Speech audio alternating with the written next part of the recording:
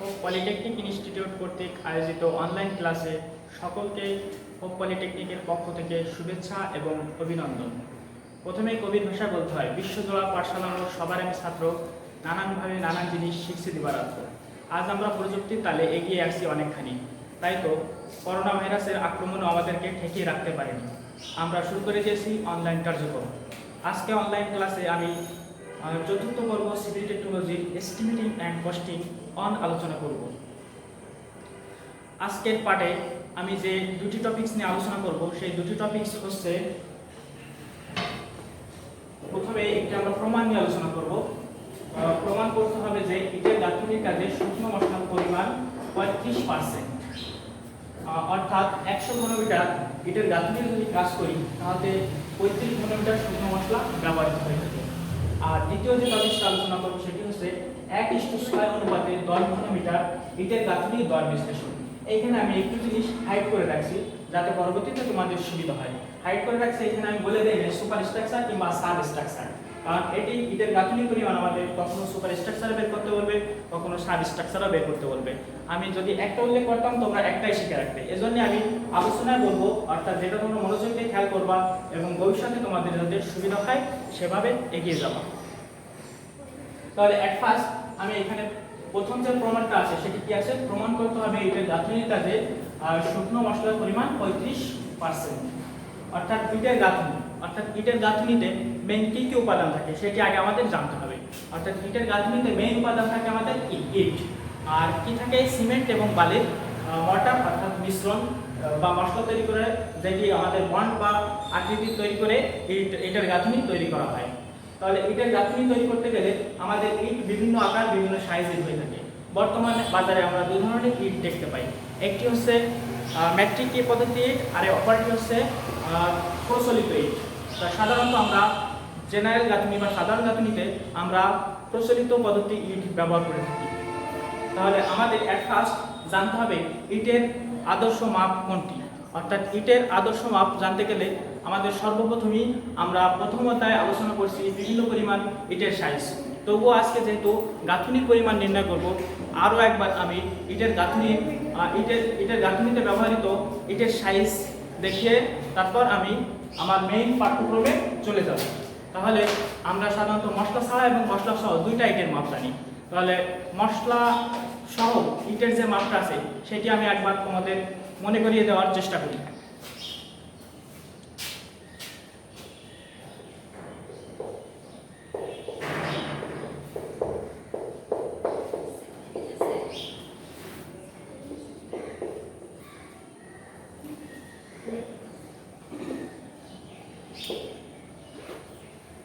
যদি আমরা এককটা সেন্টিমিটার এককে প্রকাশ করি তাহলে 25.4 সেন্টিমিটার, 12.7 সেন্টিমিটার এবং 7.6 সেন্টিমিটার। এটি হচ্ছে আমাদের মশলা সহ, অর্থাৎ মশলা সহ ইটের মাপ যদি আমরা সেন্টিমিটারে প্রকাশ করি তাহলে আমাদের সেটি 25.4 সেন্টিমিটার, 12.7 সেন্টিমিটার এবং 7.6 সেন্টিমিটার। এখন যদি এটি আমরা মিলিমিটার প্রকাশ করে থাকি তাহলে আমরা কি জানি সেন্টিমিটার থেকে মিলিমিটারে যেতে গেলে আমরা কিভাবে লিখে থাকি, অর্থাৎ প্রত্যেকটা অংশে 10 দ্বারা ভাগ করি। অর্থাৎ এটাকে যদি আমরা 10 দিয়ে ভাগ দিই, এটাকে যদি আমরা 10 দিয়ে ভাগ দিই, এটাকে যদি আমরা 10 দিয়ে ভাগ দিই,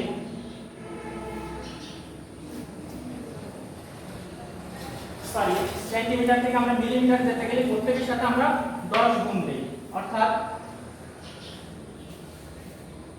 25.4 সেন্টিমিটার গুণ সেন্টিমিটার থেকে মিটার, যেটা আমরা মিলিমিটার দেব তাহলে এর সাথে কি গুণ 10 মিলিমিটার, তাহলে আমাদের দুটো পাই 54 মিলিমিটার। এবার প্রশ্নের ক্ষেত্রে আসলে 12.7 গুণ 10 মিলিমিটার ইকুয়াল 127 মিলিমিটার এবং 7.6 গুণন 10 ইকুয়াল 76 মিলিমিটার। এখন এটি আবার যদি আমরা মিটার প্রকাশ করে থাকি তাহলে আমরা কি জানি 1 মিটার সমান সমান 1000 মিলিমিটার। অর্থাৎ একে যদি আমরা 1000 দ্বারা ভাগ দিই, অর্থাৎ 254 কে 1000 দ্বারা ভাগ, 127 কে 1000 দ্বারা ভাগ, 76 কে 1000 দ্বারা ভাগ, অর্থাৎ এটি পাই আমরা 0.254 মিটার। একইভাবে এটি করলে পাই 0.127 মিটার এবং 76 কে 1000 দ্বারা ভাগ দিলে পাই 0.076 মিটার। অর্থাৎ মিলিমিটার একক, সেন্টিমিটার একক এবং মিটার একক, তিনটি এককে আমরা মাপটি টানলাম। অর্থাৎ সেন্টিমিটার থেকে মিটার আসতে গেলে 100 দ্বারা ভাগ, মিটার থেকে মিলিমিটার যেতে গেলে 1000 দ্বারা গুণ, এবং মিলিমিটার থেকে মিটার আসতে গেলে 1000 দ্বারা ভাগ। অর্থাৎ অ্যাডজাস্ট আমরা যদি যেহেতু আমরা এখানে ঘনমিটারের সাধারণত কাজগুলো করে থাকি, তাহলে মশলা সহ ইটের একক ঘনমিটার প্রকাশ করলে পাই 0.254 গুণন 0.127 গুণ 0.076, এটি আছে মিটার একক। মিটার এককে প্রকাশ করলে আমি পাই ইটের মাপ এটা। এবার আসি আমরা মশলা বাদে ইটের আকার বা সাইজ।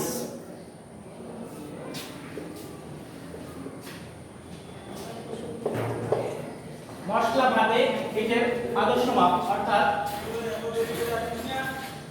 মশলা বাদে ইটের আদর্শ মাপ আমরা পাই 242 মিলিমিটার গুণন 114 মিলিমিটার গুণন 70 মিলিমিটার। অর্থাৎ মিলিমিটার প্রকাশ করতে পাই 242 মিলিমিটার 114 মিলিমিটার গুণ 70 মিলিমিটার। এটি যদি আমরা সেন্টিমিটার প্রকাশ করি তাহলে পাই 24.2 সেন্টিমিটার গুণ 11.4 সেন্টিমিটার গুণ 7.0 সেন্টিমিটার। মিটারে প্রকাশ করলে পাই 0.242 মিটার গুণ 0.114 মিটার গুণ 0.070 মিটার। অর্থাৎ ইটের মশলা সহ এবং মশলা বাদে ইটের মাপ দুইটা আমরা এখন জানলাম। ক্লিয়ার সবাই? মিলিমিটার, মিটার এবং সেন্টিমিটার তিনটি এককে আমি প্রকাশ করে দেখিয়ে দিয়েছি। আশা করি ইটের মাপ নিয়ে আর কারোর কখনো সমস্যা হবে না। তবে আরো একটি মাপ আছে, আমরা যদি এফপিএস এ প্রকাশ করে থাকি অর্থাৎ ইঞ্চি ফিটে, সেক্ষেত্রে আমাদের দেখা যায়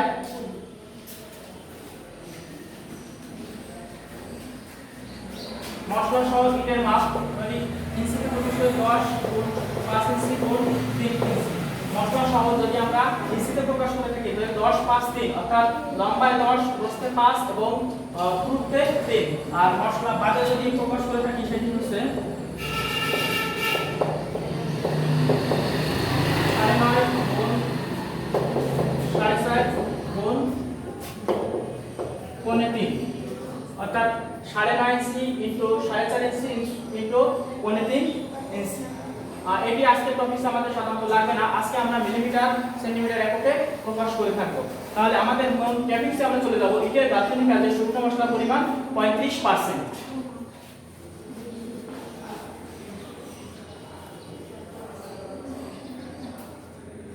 তাহলে টপিকসের শুরুতে আমরা কোনো কিছু একটা স্ট্যান্ডার্ড মাপ, অর্থাৎ এখানে আমাদের বলছে গাঁথনি পরিমাণে মশলা পরিমাণ 35%। অর্থাৎ আমরা যদি কাজটা ধরে নেই যে 100 ঘনমিটার করব, তাহলে আমাদের সুবিধা হয়। অর্থাৎ আমরা আমাদের সুবিধা অনুযায়ী মনে করে নেই ইটের গাঁথনি কাজের পরিমাণ 100 ঘনমিটার।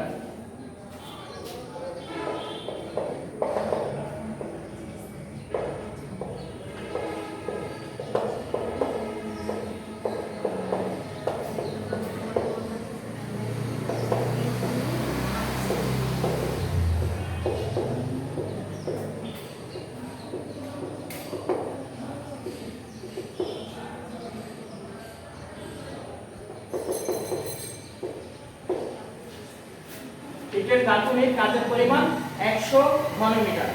এখন মশলা সহ ইটের মাপটা আমরা এখানে একটু উল্লেখ করে নেব। অর্থাৎ মশলা সহ ইটের মাপ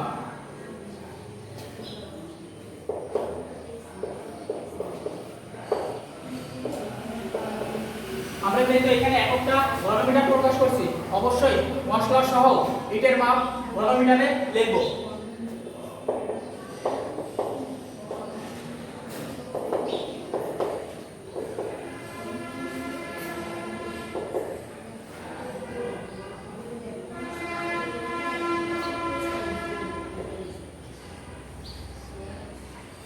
মশলা সহ একটা ইটের আদর্শ মাপ আমরা লিখলাম 0.254 ইনটু 0.127 ইনটু 0.076 মিটার। এখন 100 ঘনমিটারে ব্যবহৃত ইটের সংখ্যা আমরা বের করব। 100 ঘনমিটারে 100 ঘনমিটার ব্যবহৃত ইটের সংখ্যা আমাদের বের করতে গেলে আমাদের সর্বপ্রথমে 100 কে এই একটা ইটের মাপ দিয়ে যদি আমরা ভাগ করে দেই তাহলে আমাদের ইটের সংখ্যা বের হয়ে যাবে। অতএব মশলা সহ এত সাইজের ইটের আকারের সংখ্যা, মশলা সহ এত মাপ যেহেতু আমাদের দেওয়া আছে তাহলে আমরা এখান থেকে একবারে লিখি এত আকারের ইটের সংখ্যা।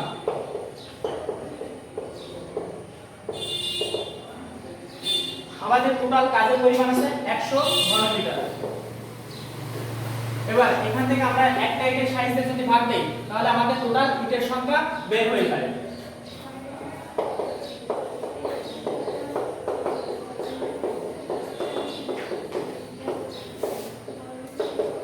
অর্থাৎ আমাদের টোটাল কাজের পরিমাণকে অর্থাৎ দৈর্ঘ্য প্রস্থ উচ্চতা কোণ করে পাইছি আমরা 100 ঘনমিটার, তাকে একটা ইটের সাইজে ভাগ দিলে সেখানে আমাদের টোটাল ইটের সংখ্যা বের হয়ে যাবে। তাহলে আমরা ক্যালকুলেটরের ক্ষেত্রে আমরা সবসময় একটা জিনিস খেয়াল রাখবো, ক্যালকুলেটর হিসাব করার সময় একটু মনোযোগের সাথে হিসাব করব। তাহলে টোটাল আমাদের উপরে আছে 100 আর নিচে আছে 3টি ফ্যাক্টর দ্বারা গুণ, অর্থাৎ আমার 100 এর সাথে এখানে 2.254 এর ভাগ সম্পর্ক, 100 এর সাথে 0.127 এর ভাগ সম্পর্ক, 100 এর সাথে 0.076 এর ভাগ সম্পর্ক।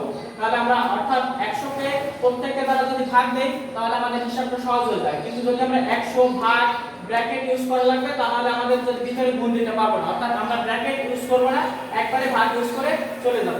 তাহলে 100 ভাগ 0.254 ভাগ 0.127 ভাগ 0.076 অর্থাৎ 40,789.55টি ইট পাওয়া যাবে 100 ঘনমিটার ইটের গাঁথনিতে।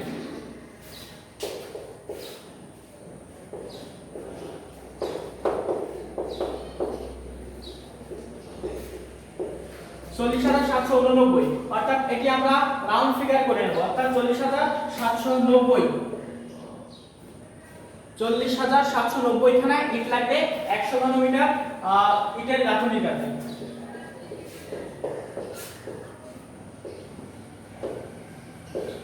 40,790 খানা ইট লাগবে 100 ঘনমিটার ইটের গাঁথনি কাজে। এবার আমাদের মশলা ব্যতীত ইটের আকারটা একটু আমরা লিখে প্রকাশ করি।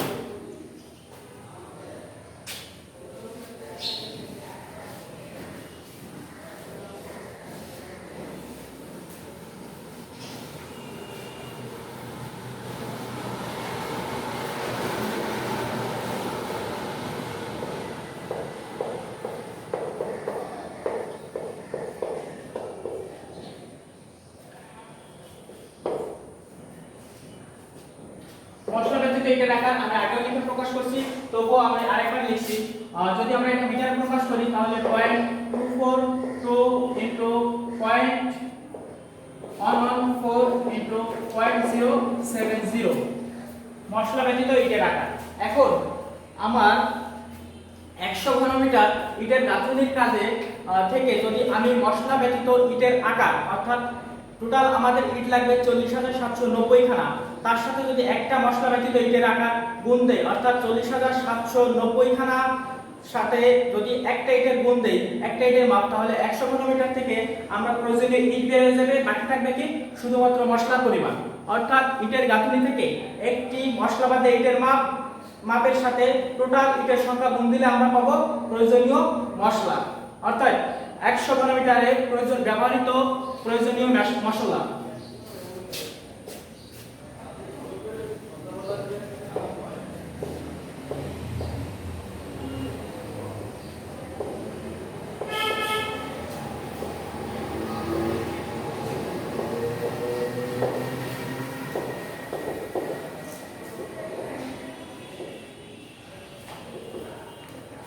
ঘনমিটারে ব্যবহৃত মশলা অর্থাৎ 100 থেকে বাদ দেব টোটাল আমরা ইটের সংখ্যা পেয়েছিলাম কত 40,790 গুণ একটা ইটের মাপ কত ছিল মশলা বাদে 0.242 ইনটু 0.114 ইনটু 0.070 অর্থাৎ একটা ইটের মাপ 0.242 ইনটু 0.114 ইনটু 0.070 আর টোটাল ইটের সংখ্যা ছিল আমাদের 40,790। টোটাল কাজের পরিমাণ ছিল 100 ঘনমিটার, অর্থাৎ 100 থেকে আমি শুধুমাত্র মশলা বাদে ইট তার সাথে যে কটা x ছিল সেই কটা x যদি বাদ দেই তাহলে থাকবে কি আমাদের সিমেন্টের ভ্যালু অর্থাৎ শুধুমাত্র মশলা। অর্থাৎ এটা করলে আমরা ক্যালকুলেটর ধরেই করব 100 বিয়োগ 40790 ইনটু যে সম্পর্কটা আছে সেটা দিলে আমরা শুধুমাত্র 100 ঘনমিটারের ব্যবহৃত মশলা পরিমাণ পেয়ে যাব। 100 বিয়োগ 40790 ইনটু 0.242 ইনটু 0.14 ইনটু 0.070 21.22 বা 227 21.227 দ্যাট মিন্স এটা আমরা লিখতে পারি 21.23 ঘন মিটার। অর্থাৎ 100 ঘন মিটারের ভিতরে আমি মশলা পরিমাণ পাচ্ছি 21.23 ঘন মিটার। আর বাদ বাকি ছিল আমাদের যেটি সেটি কি, এটি আমাদের ছিল সলিড ব্রিক্স অর্থাৎ ইটের গাঁথনিতে ইটের পরিমাণ। এখন ইটের গাঁথনি করতে গেলে আমাদের অনেক সময় ইটের গভীরে যে ফ্রাগ মার্ক থাকে অর্থাৎ ইটের সিলমোহর যেখানে থাকে সেটার জন্য মশলা বেশি ইউজ হয়, খাড়া জোড়া পরিহার করা লাগে এবং অপচয় হয় বিভিন্ন ধরনের। অর্থাৎ এই অপচয় সাধারণত আমরা 10% ধরে অঙ্ক করে থাকি। অর্থাৎ ফ্রাগ ফ্রন, খাড়া জোড়া ইত্যাদি অপচয়ের জন্য অতিরিক্ত 10% আর্দ্র মশলা প্রয়োজন হয়।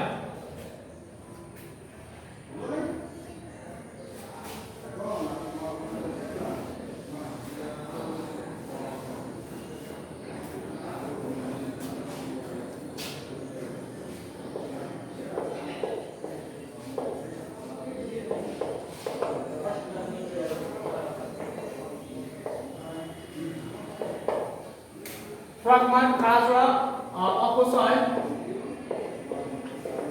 বাবদ 10% মশলা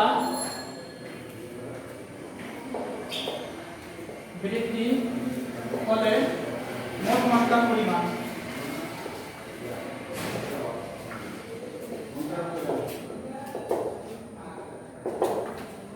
ফ্রাগমার্ক খাড়া অপচয় বাবদ 10% বৃদ্ধি পালে মোট মশলার পরিমাণ।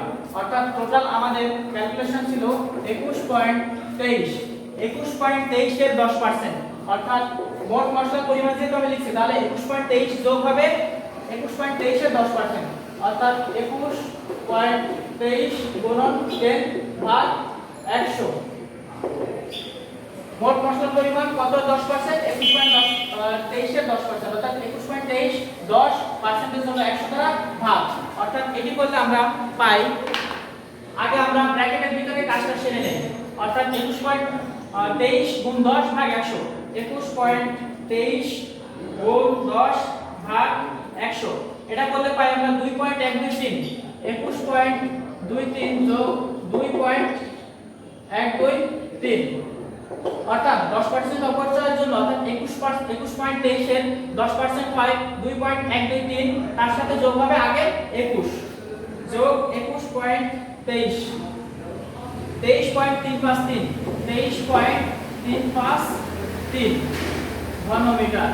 অর্থাৎ অপচয় বাবদ পাই আমরা 2.12%, 1-2-3% আর আগে ছিল আমাদের 21.23%। এই দুইটার যোগফল পাই 23.353 ঘনমিটার। এখন আমরা জানি বাজার থেকে মশলাটা আমরা কংক্রিট আকারে কিংবা গাঁথুনির আকারে মশলা আকারে পাই না। অর্থাৎ এটা আমাদের শুকনো বা বস্তা হিসেবে কিনতে হয়। অর্থাৎ শুকনো বা বস্তা হিসেবে কিনতে গেলে আমাদের অবশ্যই এর সাথে 1.5 গুণ দেওয়া লাগে। পূর্বে আমরা এই অনেক টপিকস আলোচনা করছি, আশা করি এই টপিকটা তোমাদের জানা আছে। অর্থাৎ শুকনো আয়তন বের করতে গেলে আমরা তার সাথে 1.5 গুণ দিয়ে থাকি। অতএব শুকনো আয়তন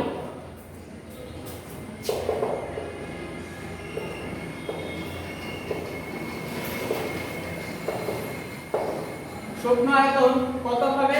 23.353 গুণন 1.5।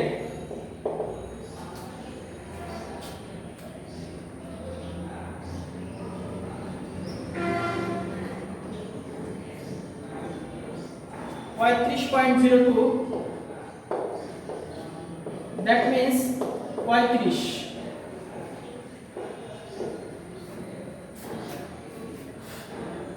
তাহলে আমরা যেহেতু শুকনো আয়তন বের করতে গেলে আমরা 1.5 গুণ দিই অর্থাৎ 23.353 তার সাথে 1.5 গুণ দিলে পাই 35.02 is equal বা রাউন্ড ফিগার নিলে আমরা পাই সেটা 35 ঘনমিটার, অর্থাৎ 100 ঘনমিটার ইটের গাঁথনির কাজ করলে আমাদের সেখানে 35 ঘনমিটার শুকনো মশলা দরকার হবে, আর বাদ বাকি যেটা থাকবে সেটি হচ্ছে আমাদের ইটের পরিমাণ।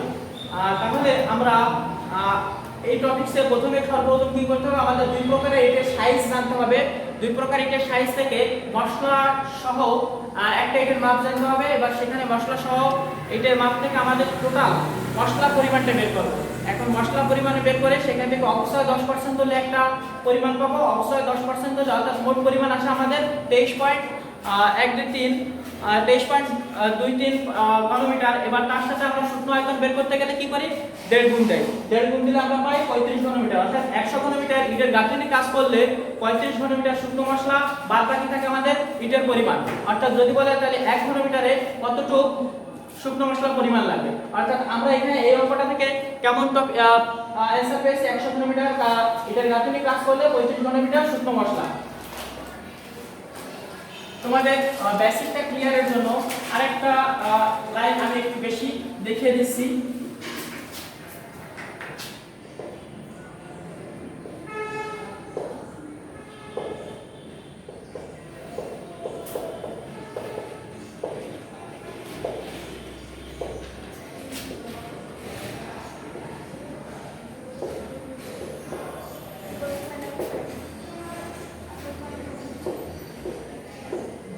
আমি এখানে লিখছি 100 ঘনমিটার ইটের গাঁথনিতে শুকনো মশলা 35 ঘনমিটার, অতএব 1 ঘনমিটারে ইটের গাঁথনির শুকনো মশলা 35/100, অর্থাৎ 35/100 মানে কি 0.35 ঘনমিটার, অর্থাৎ 100 ঘনমিটার ইটের গাঁথনি কাজ করলে পাই 35 ঘনমিটার শুকনো মশলা, 1 ঘনমিটার ইটের গাঁথনি কাজ করলে পাই 0.35 ঘনমিটার। এবার যদি আমাদের বলে সংক্ষিপ্ত প্রশ্ন বা অতি সংক্ষিপ্ত প্রশ্ন দিয়ে দেয় যে 50 ঘনমিটার ইটের গাঁথনিতে শুকনো মশলার পরিমাণ কত, যদি অতি সংক্ষিপ্ত প্রশ্ন দিয়ে দেয় তাহলে আমাদের কি করা লাগবে, অর্থাৎ 1 ঘনমিটার পাই 0.35, অর্থাৎ 50 ঘনমিটার 50 গুণ 0.35, অর্থাৎ প্রশ্নটা বিভিন্ন ভাবে আসতে পারে। এটি ঘাবড়ানোর কিছু নাই, ঠান্ডা মাথায় অঙ্কটা তুমি যেটা জানো সে বেসিকের উপর ডিপেন্ড করে অঙ্কটা শেষ করে আসবা।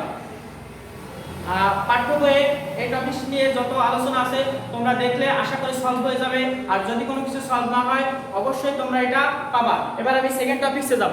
সেকেন্ড যে টপিকটা ছিল আমার সেটি কি ছিল, 1:6 অনুপাতে 10 ঘনমিটার ইটের গাঁথনির দর বিশ্লেষণ, অর্থাৎ দর বিশ্লেষণের একটি রচনামূলক প্রশ্ন অবশ্যই তোমাদের ফাইনাল পরীক্ষায় থেকে থাকে, যেটি খুব সহজ একটি অঙ্ক, তোমরা একবার দেখলে অঙ্কটি অবশ্যই পারবে। এখন আমরা দ্বিতীয় টপিকসের আলোচনা শুরু করব।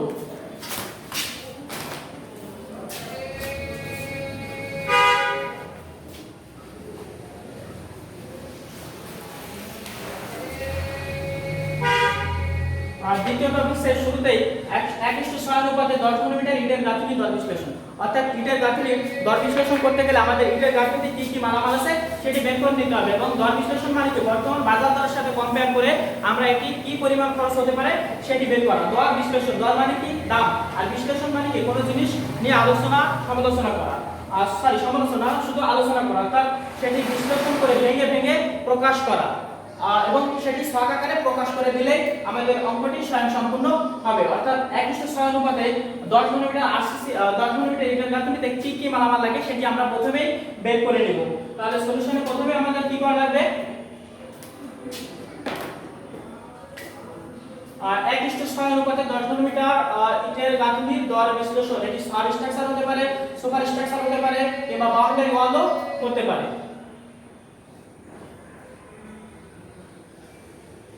তাহলে 10 ঘনমিটারের শুকনো আয়তন সর্বপ্রথম আমাদের বের করে নিতে হবে, অর্থাৎ 10 ঘনমিটার ইটের গাঁথনির শুকনো আয়তন।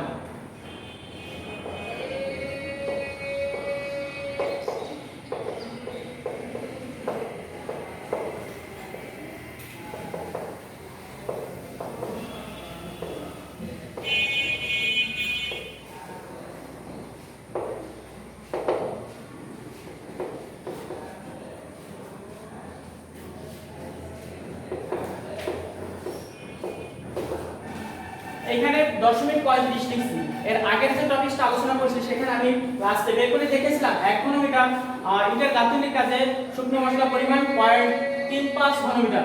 এখানে আমি কি লিখছি 10 ঘনমিটার ইটের গাঁথনির শুকনো আয়তন, তাহলে কি 0.35 এর সাথে আমি কি গুণ দেব 10 গুণ দেব। এখানে যদি আমি 10 না লিখে যদি 50 লিখতাম তাহলে 50 গুণ দিতাম। এখানে যদি আমি ঘোড়ার ডিম লিখতাম এখানে ঘোড়ার ডিম ইনটু 0.35, তাহলে 0.35 এর সাথে 10 গুণ দিলে আমরা কত পাই 3.5 ঘনমিটার। অর্থাৎ 10 ঘনমিটার ইটের গাঁথনিতে শুকনো মশলা অর্থাৎ সিমেন্ট এবং বালির পরিমাণ লাগবে 3.5 ঘনমিটার। এবার আমাদের অনুপাত দেওয়া আছে 1:6 অনুপাতে 10 ঘনমিটার ইটের গাঁথনি দর বিশ্লেষণ, অর্থাৎ 1:6 অনুপাত, অর্থাৎ দেওয়া আছে অনুপাতের। এখন আমরা কি করব, দেওয়া অনুপাত থেকে আমাদের অনুপাতের যোগফল বের করতে হবে।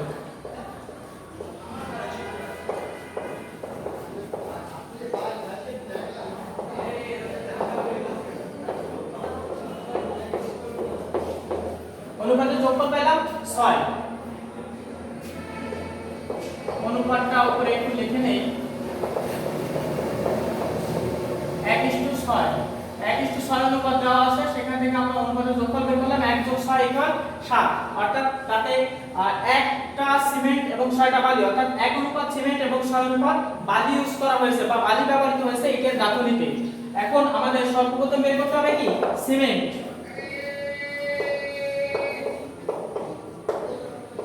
সিমেন্ট অর্থাৎ টোটাল আমি কাজের পরিমাণ পেয়েছি 3.5 ঘনমিটার, 3.5 ঘনমিটার। তার ভিতরে 1 অনুপাত আছে সিমেন্ট, টোটাল কত অনুপাতের ভিতর 7 অনুপাতের ভিতর। আমরা আগেই প্রকাশ করছি, এটা যদি আমরা বের করি তাহলে আমাদের এককটা আসবে ঘনমিটারে। আমরা জানি 1 ঘনমিটার সিমেন্ট সমান 30 বস্তা হয়ে থাকে। অর্থাৎ এখানে আমি যদি বস্তায় প্রকাশ করি তাহলে আমাদের টোটাল কত বস্তা সিমেন্ট লাগবে সেটি বের করতে গেলে অবশ্যই এই এত ঘনমিটারের সাথে আমি 30 গুণ দিব। 3.5 গুণ 1 গুণ 30 ভাগ 7, অর্থাৎ 7 এর সাথে বাদবাকি ধ্রুবকগুলোর বা রাশিগুলোর সম্পর্ক আছে ভাগ। তাহলে আমরা শুরুতেই উপরের গুলো গুণ দেব এবং নিচের যেটা আছে সেটি দিয়ে ভাগ দেব।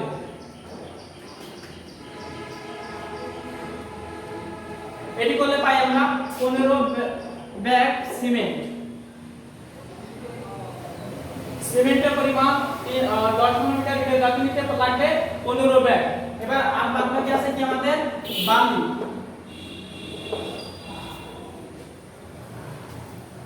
বালির পরিমাণ অর্থাৎ 6 অনুপাত বালি ব্যবহার করা হয়েছে। টোটাল কত অনুপাতের ভিতর 3.5 ঘনমিটারের ভিতরে 6, টোটাল অনুপাতের যোগফল ছিল আমাদের 7।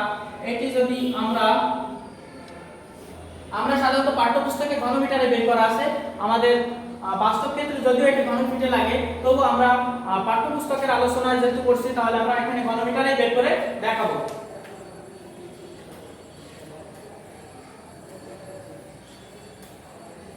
অর্থাৎ 3 ঘনমিটার বালু লাগবে আমাদের, সিমেন্ট লাগবে 15 ব্যাগ, বালি লাগবে 3 ঘনমিটার। এইটা কি কি লাগে সেটা আমি একটু বোর্ডের কোণায় লিখে রাখি, যেহেতু আমাদের বোর্ড মুছে ফেলা লাগছে, পরবর্তীতে আমাদের দর বিশ্লেষণ করতে এটি লাগবে। আর কি ইটের গাঁথনিতে আর কি বলা আছে আমাদের ইটের সংখ্যা। ইটের সংখ্যা আমরা পাঠ্যপুস্তকের শুরুতেই আলোচনা করছিলাম। 1 ঘনমিটার ইটের গাঁথনি করতে ইটের সংখ্যা লাগে 410টি। তাহলে এখানে আমাদের 10 ঘনমিটার ইটের গাঁথনি কাজ, তাহলে আমাদের নিশ্চয়ই ইটের পাচ্ছি আমরা এখানে কতটি ইটের সংখ্যা লাগবে। অর্থাৎ 1 ঘনমিটার লাগে যদি 410টি, তাহলে 10 ঘনমিটার লাগবে 10 গুণ 410। যদি এখানে 50 ঘনমিটার চাইতো তাহলে 50 গুণ 410। তাহলে আমাদের সহজ টপিক সহজে আমরা বের করতে পারছি ইটের কাজের পরিমাণ।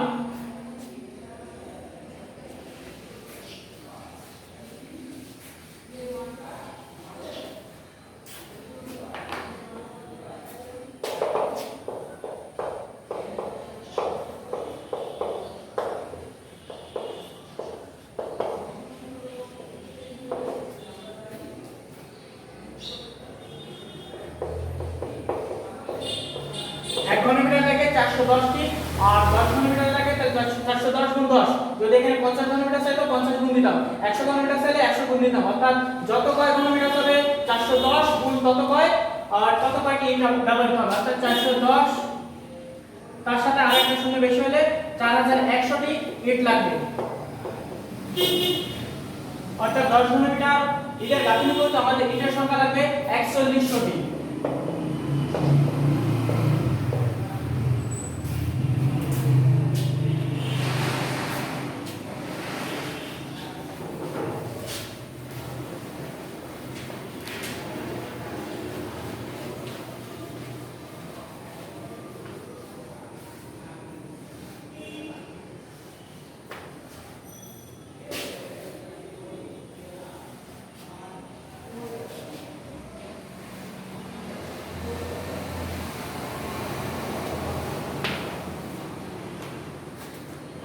এখন আমাদের এটি ছক আকারে প্রকাশ করতে হবে। তাহলে ছক আকারে প্রকাশ করতে গেলে আমাদের এখানে চারটা টপিক আলোচনা করা লাগবে ছকে।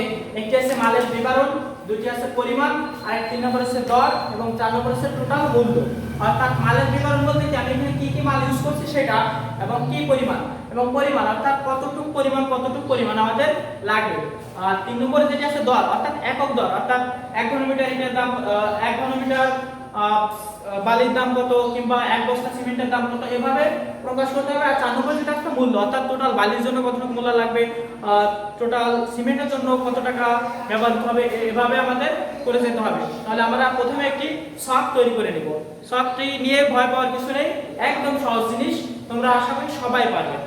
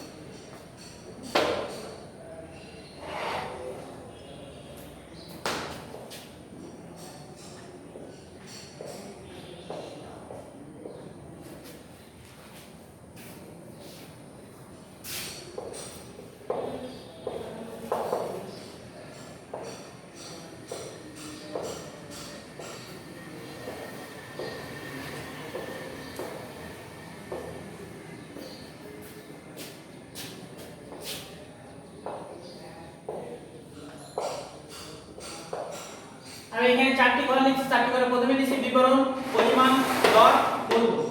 সহজ চারটি নাম, মনে রাখা খুব কঠিন বিষয় না, একদম ইজি ব্যাপার, চাপ নেওয়ার কিছু নেই, একদম সোজা জিনিস। তাহলে মালামালের ভিতরে আমার কি কি মালামাল লাগছে, ইট, সিমেন্ট এবং বালি। তাহলে সর্বপ্রথম আমরা ইট থেকে শুরু করি, অর্থাৎ ইট। মালামালের বিবরণে লিখলাম কি ইট, পরিমাণ লাগছে কত আমাদের 4100টি। দর অর্থাৎ ইটের বাজার দর কেমন, এই বাজার দরের ব্যাপারটা সবসময় ওঠানামা করে। আর এখান থেকে 5 বছর আগে যদি ইটের দাম 7000 ছিল, বর্তমানে ইটের দাম 10000 টাকা। অর্থাৎ এটা আমরা সবসময় প্রথম শ্রেণীর ইট অর্থাৎ ভালো মানের ইট ব্যবহার করব। আমরা কখনো এটা 2 নম্বর কিংবা মাঝে ইট ব্যবহার করব না। অর্থাৎ ফার্স্ট ক্লাস ইটের দাম বর্তমান বাজার দর অনুযায়ী সাধারণত বিক্রি হয়ে থাকে 10000 টাকা। অর্থাৎ 1000 ইটের দাম 10000 টাকা।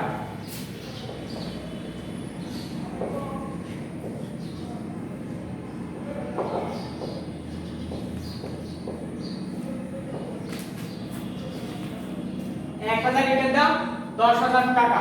তাহলে এখানে আমাদের একটা ইটের দাম কত আসে, 1000 ইটের দাম যদি 10000 টাকা হয় তাহলে একটা ইটের দাম আছে 10 টাকা। আর এখানে টোটাল আমাদের ইটের সংখ্যা ছিল 4100টি, অর্থাৎ 4100 গুণ 10 দিলে আমাদের ইটের জন্য মূল্য চলে আসবে, অর্থাৎ মোট কত টাকার ইট লাগবে। তাহলে আমাদের 4100 গুণ 10 হবে, কারণ একটি ইটের দাম যদি 10 টাকা হয় তাহলে 4100 টা ইটের দাম, 4100 পরে আরেকটি শূন্য বেশি দিলে আমরা সংখ্যা পেয়ে যাব। তোমরা ক্যালকুলেটরও করে দেখতে পারো।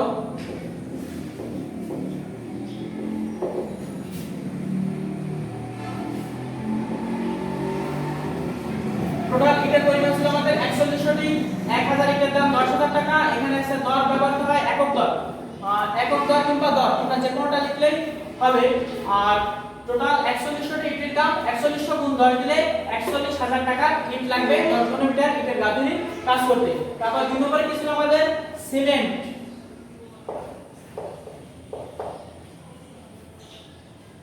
সিমেন্ট লাগছিল আমাদের কত ব্যাগ? 15 ব্যাগ। বর্তমান বাজার দর অনুযায়ী সব কোম্পানি সিমেন্ট প্রায় কাছাকাছি মূল্য, হয়তো বা 10 টাকা 5 টাকা কম বেশি হয়ে থাকে। তোমাদের এখানে অঙ্ক শেখার দরকার, অর্থাৎ অ্যাডজাস্ট মূল্য কত এটা মুখস্থ রাখার কোনো দরকার নাই। তুমি এখানে দাম কম বেশি হলে কোনো সমস্যা নাই, তোমার উত্তর অর্থাৎ নিয়ম যদি ঠিক থাকে তুমি অবশ্যই মার্ক পাবে। অর্থাৎ তুমি ইনাট এভারেজ সাধারণত সিমেন্টের বস্তা বিক্রি হয়ে থাকে 450 থেকে 500 টাকা, অর্থাৎ তুমি যদি 450 টাকাও দাও, এখানে যে তোমার বইয়ের সাথে কিংবা আমার সাথে মিল থাকতে হবে এমন কোনো কথা নেই, কারণ এই দরটা ওঠানামা করে সর্বদা। এক ব্যাগ সিমেন্টের দাম 450 টাকা, অতএব 15 ব্যাগ সিমেন্টের দাম, তাহলে 15 গুণ 450 দিলে কত পাই?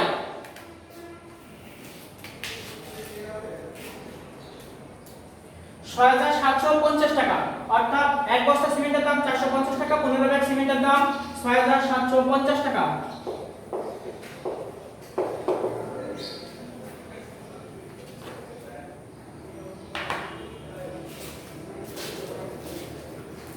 এক ব্যাগ সিমেন্টের দাম 450, 15 ব্যাগ সিমেন্টের দাম 6750 টাকা। আর কি ছিল আমাদের? বালির পরিমাণ, অর্থাৎ বালি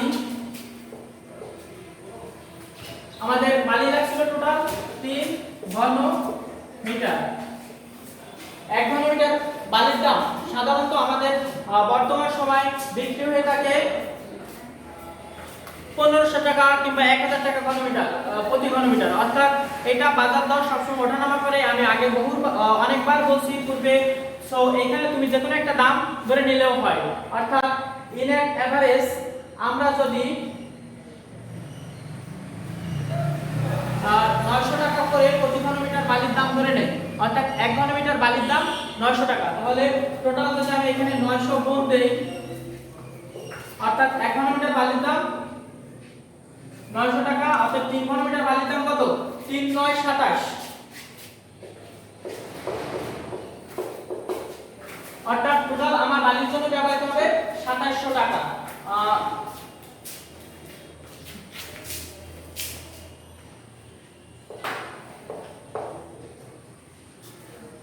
ইট, সিমেন্ট এবং বালি, ইটের জন্য ব্যবহৃত টাকা 41000 টাকা, সিমেন্টের জন্য 6750 টাকা, বালির জন্য 2700 টাকা। এবার আমাদের ইট, সিমেন্ট, বালি এক জায়গায় রাখলে কি ইটের গাঁথুনি হয়ে যায়?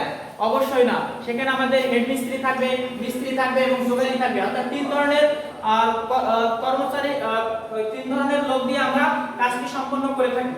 অর্থাৎ 3 ধরনের লোক ব্যবহৃত হয়, হেড মিস্ত্রি, রাজমিস্ত্রি এবং যোগালী। তাহলে সেটির দাম আমাদের উল্লেখ করতে হবে, যেহেতু দর বিশ্লেষণ বলছে, অর্থাৎ টোটাল 10 ঘন মিটার ইটের গাঁথুনি করতে কত টাকা খরচ হবে, অতএব সেটি আমাদের নিশ্চয়ই আলোচনা করা লাগবে। তাহলে আমরা এবার যাব কি শ্রমের ব্যয়। আমরা এখানে টাকার অ্যামাউন্টটা একটু সাইড নোট করে রাখি, যেহেতু আমাদের এটি করে লাগবে। আর শর্টটি যেহেতু অঙ্কটি যেহেতু আমাদের ব্ল্যাকবোর্ডে সম্পূর্ণ ধরছে না, তাহলে কি আমাদের একটু মুছে ফেলা লাগবে। তাহলে আমাদের ইটের জন্য ব্যবহৃত ছিল 41000 টাকা, 6750 টাকা লাগছিল সিমেন্টের জন্য এবং বালির জন্য 2700 টাকা।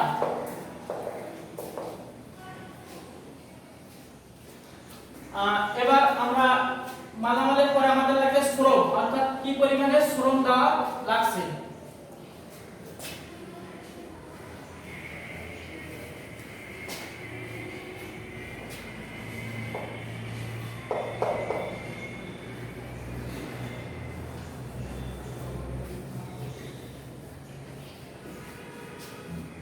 তাহলে শ্রমের ভিতরে আমি আগে একবার বলছি, পূর্বে একবার বলছি, এবার কি লাগবে আমাদের? শ্রমের ভিতরে হেড মিস্ত্রি, রাজমিস্ত্রি এবং যোগালী। আমাদের একটু মনে রাখার মতো কিংবা সূত্র ধরে নিতে পারো, যেভাবে যে মনে রাখতে পারো সেভাবে ইউজ করবে। অর্থাৎ 10 ঘন মিটার ইটের গাঁথুনি করতে সাধারণত একজন হেড মিস্ত্রি, অর্থাৎ হেড মিস্ত্রি তো আর ভাগ করে নেওয়া যায় না, অর্থাৎ সর্বনিম্ন একজন লাগে, এবং রাজমিস্ত্রি 8 জন এবং যোগালী 15 জন। অর্থাৎ সাধারণত একজন রাজমিস্ত্রির সহযোগী হিসাবে 2 জন যোগালী কাজ করে থাকে, সেই হিসাবে 8 জন এবং 15 জন ধরলে ইন এট এভারেজ কাজটি সম্পন্ন করা হয়ে থাকে। আর একজন হেড মিস্ত্রির অধীনেই সবাই কাজগুলো করে থাকে। হেড মিস্ত্রি কাজগুলো তদারকি করে থাকেন এবং মিস্ত্রি এবং যোগালীরা কাজটি সম্পন্ন করে থাকেন। তাহলে আমাদের এখানে 3 ধরনের শ্রম লাগবে: হেড মিস্ত্রি, রাজমিস্ত্রি এবং যোগালী।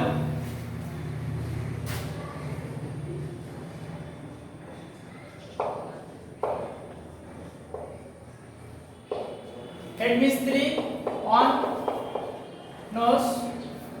হেড মিস্ত্রির সাধারণত আমরা শ্রমের মূল্য হিসাবে দিয়ে থাকি পার ডে 1000 টাকা। সাধারণত বাজার দর হিসেবে বর্তমানে যেমন চলে এটি ওঠানামা করে থাকে, অর্থাৎ এটি তোমরা তোমাদের ইচ্ছা অনুযায়ী বসালেও সমস্যা হবে না।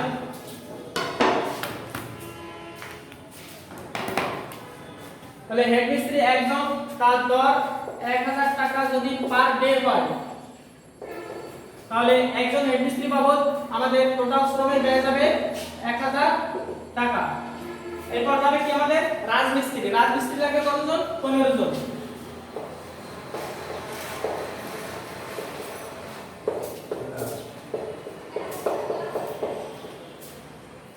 রাজমিস্ত্রি সাধারণত বাজার দর অনুসারে বর্তমানে দেওয়া হয়ে থাকে 700 কিংবা 800, ইনাট এভারেজ একটা দাম। তোমরা যে কোনো একটা দাম এখানে বসালেই হবে। আমরা 800 টাকায় যদি ধরি, তাহলে 15 জন রাজমিস্ত্রি একদিনে যায় 800 টাকা এক একজন। তাহলে 15 জনে কত যাবে? একদিনে 15 গুণ 8 অর্থাৎ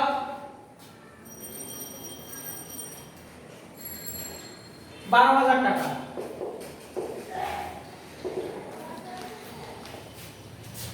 রাজমিস্ত্রি সহযোগী হিসেবে আমাদের যোগালী কাজ করে থাকে। তাহলে যোগালীর তো একটা মূল্য দেওয়া লাগে। তাহলে যোগালী লাগবে কতজন?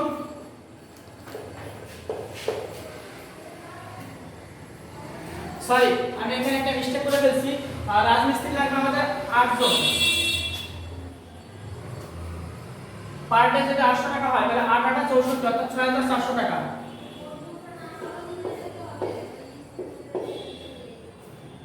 রাজমিস্ত্রি লাগবে 8 জন। আর এক দিনে একজনকে দেওয়া হয় 800 টাকা, অর্থাৎ 8 জনকে একদিনে পরিশোধ করা লাগবে 6400 টাকা। আর রাজমিস্ত্রির পরে যাবে আমাদের কি যোগালী। যোগালী লাগবে টোটাল 15 নোস, অর্থাৎ 15 জন 10 ঘন্টা ইটের গাঁথনি কাজ করতে। তাহলে আমরা যোগালীর মূল্য সাধারণত একদিনে দিয়ে থাকি 500 টাকা। তাহলে একদিনে যদি যায় 500 টাকা, তাহলে 15 জনের একদিনে কত যাবে? 15 গুণ 5 7500 টাকা। তাহলে আমাদের শ্রমের ব্যয় বাবদ হেড মিস্ত্রির জন্য ধরা হয়েছে 1000 টাকা, রাজমিস্ত্রির জন্য 6400 অর্থাৎ 6400 টাকা এবং যোগালীর জন্য 7500 টাকা বরাদ্দ করা হয়েছে। এবার আমাদের এইটার গাঁথনির কাজ করতে সাধারণত অন্যান্য যে বিলগুলো দেওয়া হয়ে থাকে, অর্থাৎ বিবিধ হিসাবে অনেক সময় অনেক যন্ত্রপাতি নষ্ট হয়ে যায় কিংবা টুলস কিংবা স্ক্যাফোল্ডিং ইত্যাদি প্রয়োজন হয়, সেটিকে তো কাঠের প্রয়োজন হয়, যেটির উপরে দাঁড়িয়ে আমরা কাজ করি, ইত্যাদির একটা মূল্য রাখা হয়ে থাকে। আর আমাদের সেখানে ঠিকাদার একটা মুনাফা ধরা হয়ে থাকে এবং কন্টিনজেন্সি বাবদ একটি ব্যয় ধরা হয়ে থাকে, অর্থাৎ চলমান কিছু ব্যয় আছে। তাহলে সেই ব্যয়গুলি যোগ করে আমাদের টোটাল দর বিশ্লেষণ করতে হবে। তাহলে আমাদের টোটাল আগে টাকার পরিমাণ পেয়েছি 41,000, ইট বাবদ সিমেন্ট বাবদ 6,750 এবং বালি বাবদ 2700 টাকা। তাহলে আমাদের টোটাল এগুলো যোগ করে তার উপর পার্সেন্টেজ করে আমরা বিদ্যুৎ ঠিকাদার মুনাফা এবং কন্টিনজেন্সি এই তিনটি জিনিস আলোচনা করে থাকি। তাহলে এটি আমরা একটু আলাদা বাইরে যোগ করে নিয়ে আমরা এখানে পাঠাবো। আর যেহেতু আমাদের জায়গা স্বল্পতা, তাই আমি বাইরে লিখছি। তাহলে এর সাথে আমাদের যোগ হবে 1000, 6400, 7500। তাহলে এগুলো যোগ করলে আমরা কত পাই?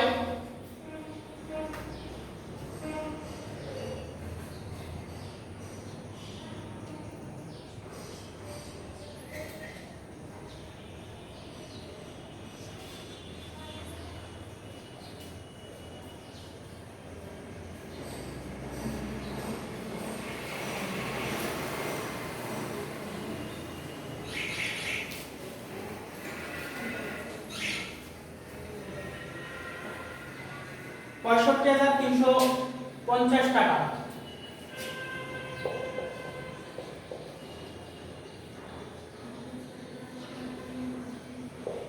65,350 টাকা। আমাদের খাতায় আমরা যখন করব তখন উপরে ইট সিমেন্ট বালি এরকম ভাবে লেখা থাকবে, তারপরে এগুলো যোগ করা থাকবে, টোটাল আমাদের যোগ করে আসবে। অর্থাৎ আমাদের যদি এখানে এত কিছু না লেখা থাকতো তাহলে আমরা যেভাবে লিখতাম সেটি হচ্ছে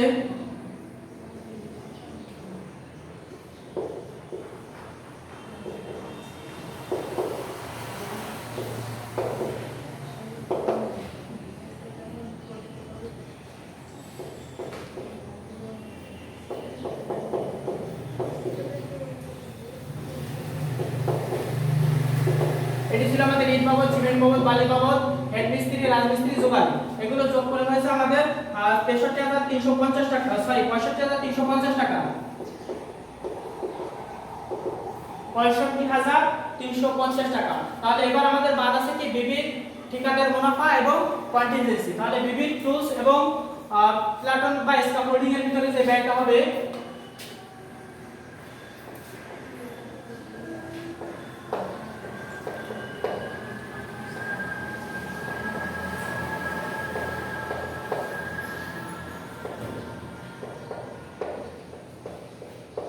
বেবিক টুল স্ক্যাফোল্ডিং ইত্যাদি বাবদ সাধারণত আমরা ব্যয় ধরে থাকি, এটি যে কোনো একটা অ্যামাউন্ট ধরা হয়ে থাকে, কারণ এটি টোটাল দেখা 200 টাকা 300 টাকা এরকম একটা মান ধরা হয়ে থাকে অর্থাৎ কাজ করতে। তাহলে এটি আমরা ইন এভারেজ 500 টাকা যদি ধরি তাহলে 500 টাকা এর সাথে যোগ হবে 65,350 সাথে 500 যোগ।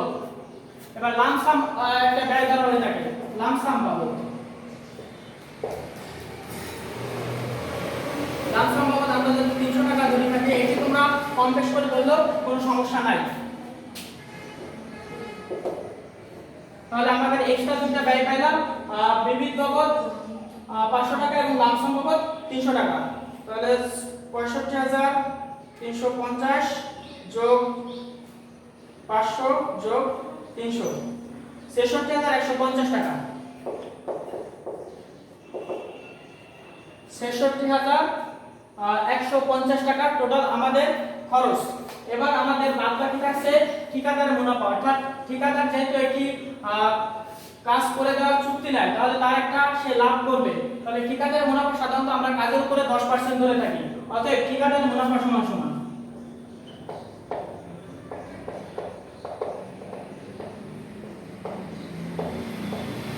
ঠিকাদারের মুনাফা 10%, অর্থাৎ টোটাল খরচের উপরে 10%। তাহলে টোটাল খরচ আমার ছিল এখানে কত 66,150 টাকা, 66,150 টাকা টোটাল খরচ। এটা আমি মুছে দিয়ে আমি এখন 66,150 উপর যেহেতু কাজ হবে তাহলে 66,150 টাকা এর 10%, অর্থাৎ 66,150 গুণ 10% মানে কি 66,150 গুণ 10 ভাগ 100,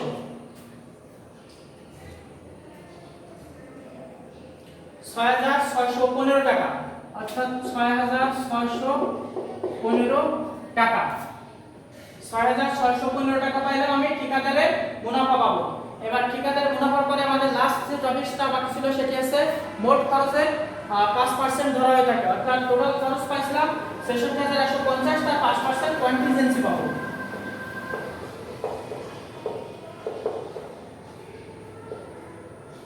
কন্টিনজেন্সি এটি আমাদের জানতে হবে, অর্থাৎ কাজ করার সময় চলমান কিছু খরচ আছে, যদি কোনো দুর্ঘটনা ঘটে সে বাবদ একটা এক্সট্রা খরচ হয়ে থাকে সাধারণত, সেটি থেকেও আর নিজের প্রফিট থেকে ব্যয় করে না, অর্থাৎ সেটি আমাদের কাজের খরচের ভিতরে দেখিয়ে দেওয়া হয়, অর্থাৎ কন্টিনজেন্সি বাবদ আমাদের ধরা হয় টোটাল খরচের 5%। টোটাল খরচ আমি পাইছি কত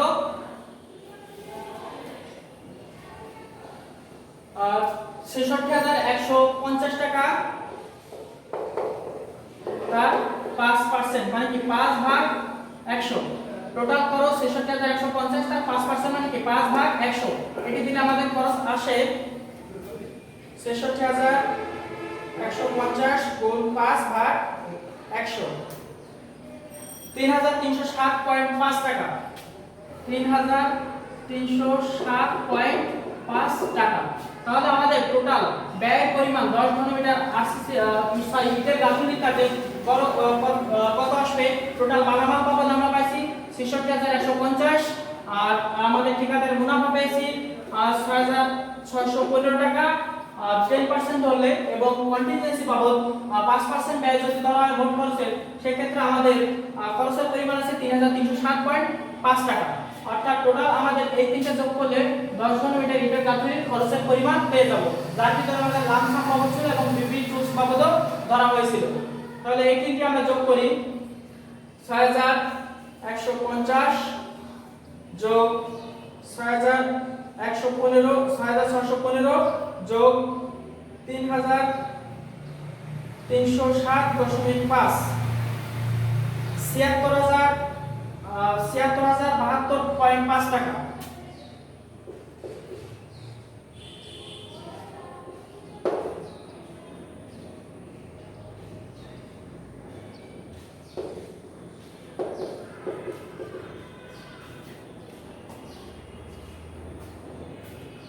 $76,072.5 টাকা আমাদের টোটাল 10 ঘনমিটার ইটের গাঁথনির কাজের পরিমাণ।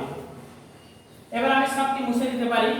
আমাদের লাস্ট প্রায় চলে আসছি, এখন শুধু ক্লিয়ারেন্স বাকি। তাহলে আমাদের 10 ঘনমিটারে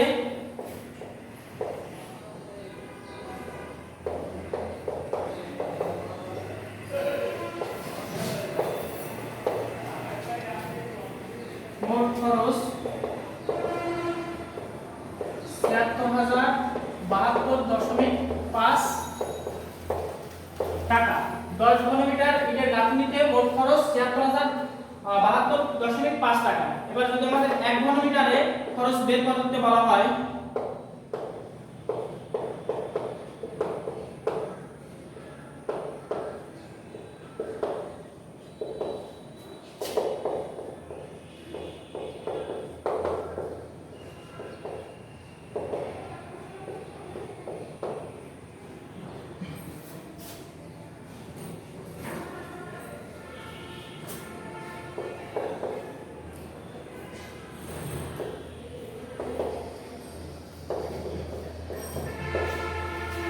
দশ ঘনমিটার ইটের গাঁথনিতে টোটাল খরচ 76,072.5 টাকা। অতএব 1 ঘনমিটার ইটের গাঁথনিতে খরচ, টোটাল খরচকে 10 দ্বারা ভাগ দিলে 76,707.25 টাকা। এখন আমাদের 10 ঘনমিটারের পরিবর্তে যদি 50 ঘনমিটার বের করতে পারে, ঠিক একই নিয়মে যাব, শুধু ইটের গাঁথনি না, যদি আরসিসি কাজ, জলসাদের কাজ, এমনকি বিল্ডিং এর যাবতীয় কাজ আমরা মারামাল বের করতে পারলে প্রয়োজন অনুযায়ী হিসাবটা করে দিলেই হবে। অর্থাৎ নিয়ম ঠিক থাকলে তুমি মার্ক পাবা, যদি ক্যালকুলেশন ভুল না যায়, অর্থাৎ দাম ওঠানামা এটা ভুল হলে কোনো প্রকার সমস্যা নাই। সো আশা করি সবাই অঙ্কটা বুঝছো। এতক্ষণ ধৈর্য ধরে অঙ্কটি খেয়াল করার জন্য বা সমস্যাগুলো খেয়াল করার জন্য অসংখ্য ধন্যবাদ। আর যদি কোনো সমস্যা থাকে আমাকে নক করলে আমি অবশ্যই তোমাদের সলভ করে দেওয়ার চেষ্টা করব। আর তোমরা সুস্থ থাকো, ভালো থাকো, সকলের সুস্বাস্থ্য কামনা করে আজকের টপিক এখানেই শেষ করলাম।